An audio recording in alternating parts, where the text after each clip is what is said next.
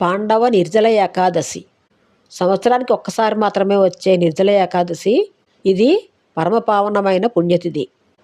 నెలలో వచ్చే ప్రతి 15 రోజులకు ఒకసారి, అంటే శుక్లపక్షంలో వచ్చే ఏకాదశికి, కృష్ణపక్షంలో వచ్చే ఏకాదశికి తప్పకుండా ఉపవాసం చేయమంటోంది శాస్త్రం. ఈ నియమానికి కేవలం మనుష్య జాతే కాదు, యక్ష గంధర్వ కిన్నెర కింపురుష ఋషి సిద్ధులు దానవ దేవతలు కూడా ఉపవాసం ఉంటూ ఉంటారు. ధర్మానుష్ఠానంలో భాగమే ఏకాదశి ఉపవాసం. ఏకాదశి తిథి నాడు ధాన్యాలతో కూడిన ఆహారాన్ని తీసుకోకూడదని మనకు విష్ణు పురాణం బోధిస్తుంది.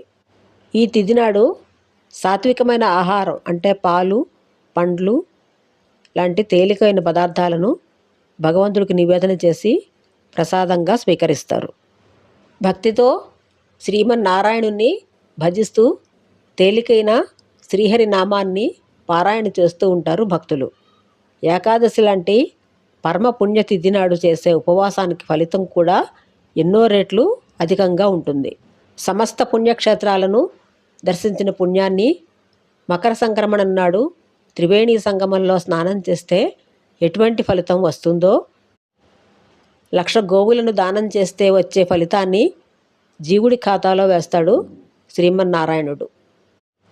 శక్తి ఉండి కూడా ఉపవాసం చెయ్యలేకపోతే బ్రహ్మహత్యా పాతకం లాంటి మహాపాతాలు జీవుడి ఖాతాలో పడతాయని విష్ణు పురాణంలోని శ్రీహరి వివరిస్తారు. అందుకే పూర్వం పెద్దలు ఏకాదశి తిథి వచ్చే ముందు రోజు నుంచి పెద్ద పనులేమీ పెట్టుకోకుండా ఇంటి పట్టునే ఉండి ధర్మాచరణ చేస్తూ ఉంటారు. ఒకవేళ ఏదైనా కారణం చేత మిగతా 23 ఏకాదశులు ఉపవాసం చేయలేకపోతే ఈ జ్యేష్ఠమాస శుక్ల ఏకాదశిని, అంటే పాండవ నిర్జల ఏకాదశి భక్తి శ్రద్ధలతో చేస్తే సంవత్సరంలో ఉన్న 24 ఏకాదశులు ఉపవాసం చేసిన ఫలితం వస్తుందని వేదవ్యాస మహర్షుల వారు పాండవ వీరుడైన భీముడికి ఉపదేశిస్తారు. కాకపోతే మిగతా ఏకాదశుల కంటే కొంచెం భిన్నంగా ఉంటుంది. మిగతా ఏకాదశుల నాడు పాలు, పండ్లు, నీరు తీసుకోవచ్చు. కానీ నిర్జల ఏకాదశి నాడు ఏమీ తీసుకోకూడదు. నిర్జల అంటే నీరు కూడా తీసుకోకుండా ఒక రోజంతా ఉపవాసం ఉండాలి. మరుసటి రోజు ద్వాదశి తిథి ప్రవేశించగానే స్నానం చేసి కొంచెం నీళ్లు పుచ్చుకొని ఉపవాసాన్ని పూర్తి చేస్తారు.